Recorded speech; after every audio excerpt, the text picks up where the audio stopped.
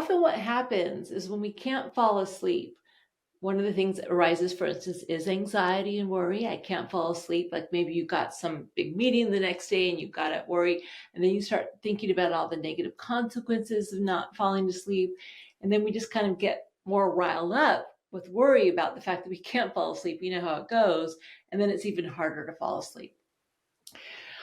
So with self-compassion, and this is really key, we don't give ourselves compassion to make the insomnia go away. If your hidden agenda is, I'm going to learn self-compassion because I've seen research that shows that it's good for sleep, and therefore I'm going to give myself compassion in order to fall asleep, because what you're doing in that case is you're actually resisting the difficult feelings of not being able to fall asleep, and they're painful. So the way self-compassion helps with falling asleep is just simply accepting, oh man, it sucks. I can't sleep. Oh, in other words, you give yourself compassion because you can't fall asleep, as opposed to trying to make the insomnia go away.